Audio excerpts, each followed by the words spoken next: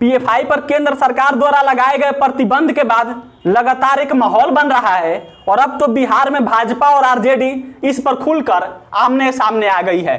एक के बाद एक लगातार तमाम नेताओं का एक दूसरे पर आरोप प्रत्यारोप सामने आ रहा है और अब पीएफआई प्रतिबंध के बाद से ही लालू यादव ने आरएसएस प्रतिबंध पर भी मांग किया था और उसके बाद से उस पर प्रतिक्रियाएं देते हुए गिरिराज सिंह ने लालू यादव को चैलेंज देते हुए कहा कि अगर हिम्मत है तो आपकी बिहार में सरकार है, आप बिहार में आरएसएस पर बैन लगा दो।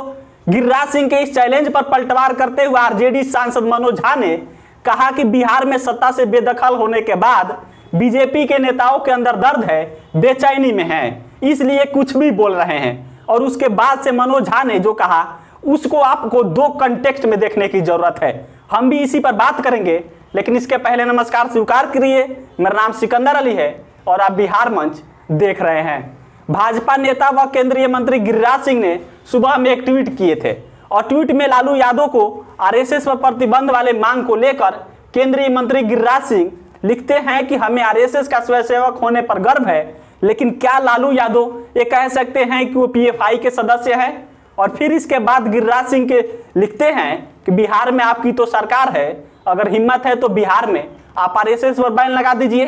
फिर गिरिराज सिंह के इस चैलेंज वाले ट्वीट के बाद राजनीतिक गलियारों में चर्चा शुरू हो जाती है और अब इस पर पलटवार करते हुए मनोज झा ने कहा है कि बिहार में सत्ता से बेदखल होने के बाद बीजेपी के नेता दर्द और बेचैनी में हैं, इसलिए वो कुछ भी बोल रहे हैं। और फिर आगे गिरिराज सिंह पर बात करते हुए मनोज झा ने जो कहा उसे आपको ध्यान से सुनना चाहिए।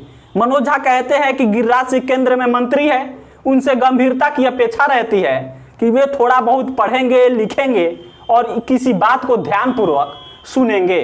आगे लालू यादव के बयान पर मनोज झा ने सफाई देते हुए कहा कि आरजेडी के राष्ट्रीय अध्यक्ष लालू यादव ने पीएफआई का समर्थन नहीं किया था। लालू प्रसाद ने सिर्फ इतना कहा था कि वैसी हर संस्था पर बैन लगना चाहिए जो लोगों के बीच नफरत फैलाने का काम करती है। और फिर इसके बाद भाजपा पर हमला करते हुए मनोज झा कहते हैं कि बीजेपी के लोगों में सरकार से बेदखल होने का दर्द और बेचैनी है, लेकिन आरजेडी के पास उसकी कोई दवा नहीं है। और फिर आखिरी में मनोज झा ने जो बात कहा उसे ध्यान से सुनिएगा।